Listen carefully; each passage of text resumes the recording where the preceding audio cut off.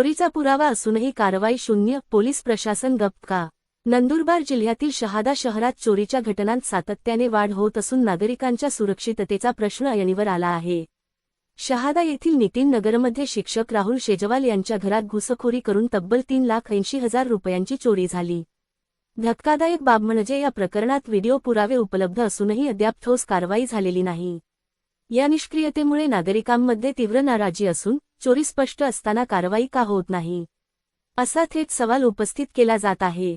तपासाची गती मंदावली असून पीडित अपंग शिक्षक न्यायाच्या प्रतीक्षेत आहेत।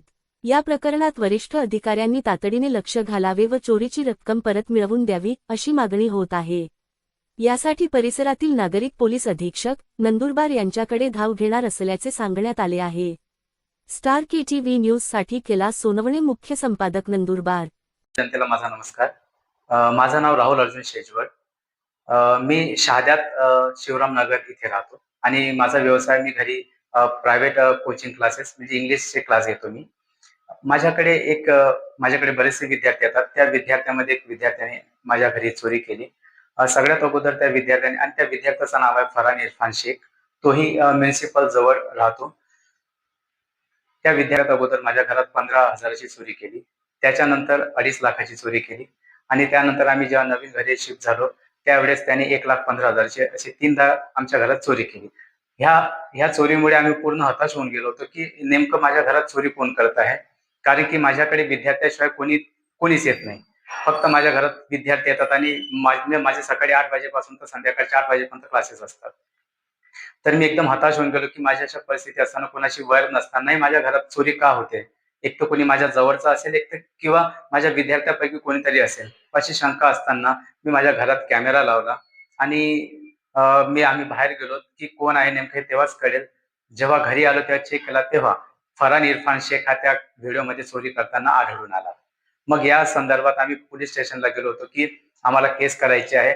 तेव्हा त्यांचे वडील इरफान युसुफ शेख हे आलेत आणि त्यांनी सांगितलं की हो, माझ्या मुलावरती केस करा। जेव्हा मी खरंच त्यांच्या मुलावरती केस करायला गेलो तेव्हा त्यांनी माफी मागितली की माफ करा, माझ्या मुलाचं आयुष्य खराब होऊन जाईल, केस वगैरे करू नका। तर मग मी त्यांच्या त्या शब्दाला मान देत असं बोललो की हो ठीक आहे, तुम्ही मला पैसे रिटर्न करणार, तर याची शुअरिटी कशी घ्यायची की तुम्ही मला पैसे रिटर्न करणार। तर त्यांच्या वडिलांनी सांगितलं की मी तुम्हाला वकिली नोटीस लिहून देतो, मला 6 महिन्याची मुदत द्या। माझ्या मुलांनी जी चोरी केलेली आहे त्याची मी सगळं ऍक्सेप्ट करून घेतो, स्वीकार करून घेतो, आणि जेही काही माझ्या मुलांनी तुमच्या घरात केलंय त्याच प्रकारे मी त्या नोटीसमध्ये लिहून तुमचे 6 महिन्यात सगळे पैसे परतफेड करेल, असे त्यांनी मला आश्वासन दिले। आणि त्यांनी या संदर्भात पूर्णपणे जेही काही त्यांच्या मुलांनी काम केलं माझ्या घरात चोरीचं, ते सगळं रीतसर त्यांनी त्या नोटीसमध्ये लिहून दिलं। पण त्यांनी जे माझ्याकडून जी मुदत घेतली त्या मुदतीच्या जास्त झाले तरी त्यांनी मला उडवाडीची उत्तरे देतात आणि उडवाडीची उत्तरे देऊन त्यांनी माझी फसवणूकच केली। मी अपंग असतानाही त्यांनी माझी बाजू कुठलीच समजून घेतली नाही आणि माझे पैसे रिटर्न केले नाही। आतापर्यंत त्यांनी मला 1 रुपया रिटर्न केलेला नाही। मी पोलिसांमध्ये परत अर्ज दाखल करण्याकरता गेलो होतो, तर मला पोलीस प्रशासनाकडूनही काही प्रतिसाद मिळालेला नाही।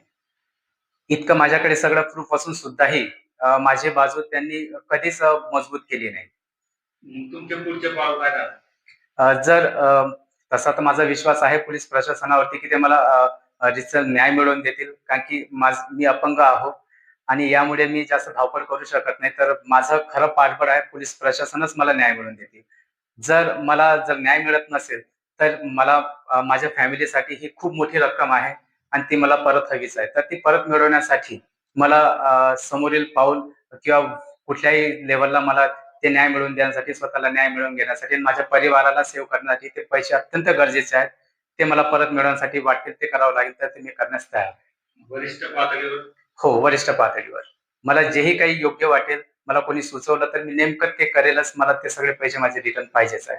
आज 1 वर्षाचा जास्त कालावधी होऊन गेला तरी तो व्यक्ती मला कुठलाच प्रतिसाद देत नाही आहे।